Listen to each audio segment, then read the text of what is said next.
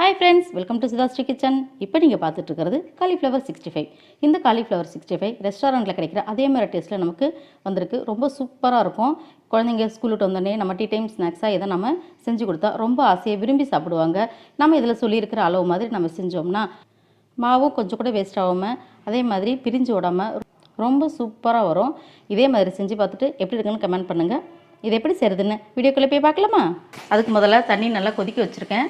இந்த மாதிரி காலிஃப்ளவரை இந்த மாதிரி நீட்டாக காம்பெல்லாம் இப்படி இருக்க மாதிரி நீட்டாக நான் கட் பண்ணி வச்சு இப்போ இந்த சுடு தண்ணியில் போட்டு முதல்ல அலசறதுக்கு தான் இந்த சுடு தண்ணி வச்சுருக்கேன். நான்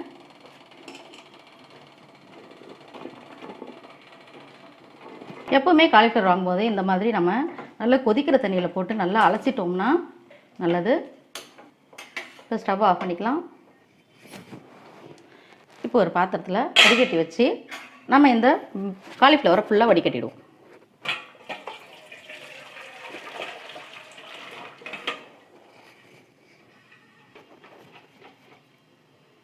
இப்போ தண்ணியெல்லாம் ஃபுல்லாக வடித்தாச்சு. தண்ணி எடுத்து வச்சுருவோம். இப்போ மறுபடியும் வேறு ஒரு கிண்ணத்தில் கொஞ்சம் தண்ணி கொதிச்சிட்டு இருக்குது. கொஞ்சமாக உப்பு சேர்த்துக்கலாம். ஒரு அரை ஸ்பூன் மஞ்சத்தூள் சேர்த்துட்டு நம்ம சுடு தண்ணியில் கழுவி வச்சுருக்கிற இந்த காலிஃப்ளவரை போட்டுருவோம். இது ரொம்ப நேரம் கொதிக்க விடாமல் சட்டுன்னு எடுத்துடணும். இப்போ ஸ்டவ் ஆஃப் பண்ணிக்கலாம். இப்போ இந்த காலிஃப்ளவரை இதில் அதே மாதிரி வடிகட்டி வச்சுக்கலாம். மறுபடியும்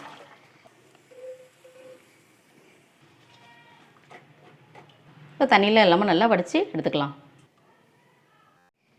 இப்போ ஒரு பாத்திரத்தில் நம்ம 2 ஸ்பூன் இஞ்சி பூண்டு பேஸ்ட்டு சேர்த்துக்கலாம். மல்லித்தூள் 2 ஸ்பூனு, மிளகாய்த்தூள் 2 ஸ்பூனு. இது காஷ்மீரி மிளகாய் பொடி, நல்லா கலர்ஃபுல்லாக இருக்கும் பார்க்குறதுக்கு. இது காரம் கொஞ்சம் கம்மியாக தான் இருக்கும், இன்னும் கொஞ்சம் சேர்த்துக்கலாம். 1 ஸ்பூன் ஆமச்சூர் பொடி, காஞ்ச மாங்காய் பொடி. அடுத்து soya sauce 2 spoon, chilli sauce 2 spoon,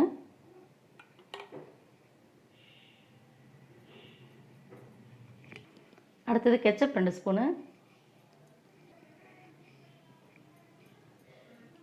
அடுத்தது கார்ன் மாவு 1/2 கப்பு, அரிசி மாவு 2 கப்பு.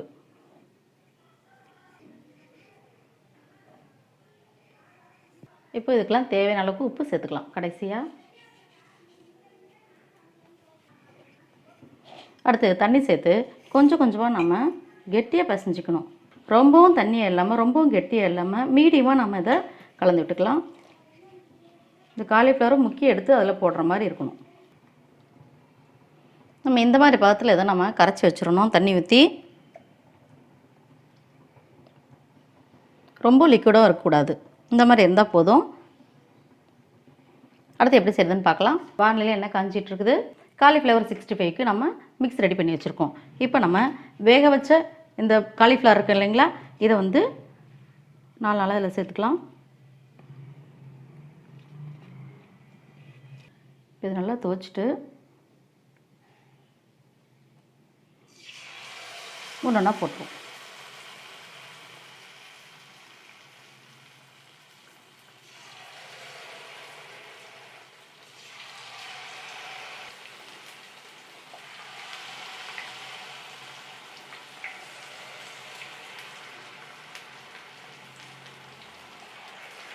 நமக்கு ரெஸ்டாரண்ட்லாம் எப்படி கிடைக்குமோ அதே மாதிரி நல்லா கலர்ஃபுல்லாக டேஸ்ட்டான ஒரு காலிஃப்ளவர் 65 நமக்கு கிடைக்க போகுது.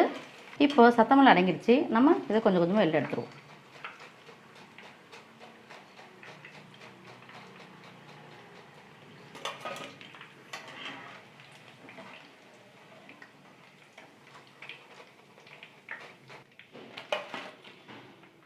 நல்லா மொறுமொறுன்னு நம்ம வீட்லேயே ரெஸ்டாரண்ட் ஸ்டைலில் கோபி 65 ரெடி.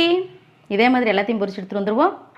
உங்களுக்கு இந்த காலிஃப்ளவர் 65 பிடிச்சிருந்துச்சுன்னா SudhaSri Kitchen சப்ஸ்கிரைப் பண்ணுங்கள். ஃப்ரெண்ட்ஸ் அண்ட் ரிலேட்டிவ்க்கு ஷேர் பண்ணுங்கள், லைக் பண்ணுங்கள், கமெண்ட் பண்ணுங்கள். ஆரோக்கியமானதையே சமைப்போம், ஆனந்தமாக இருப்போம். தேங்க்யூ.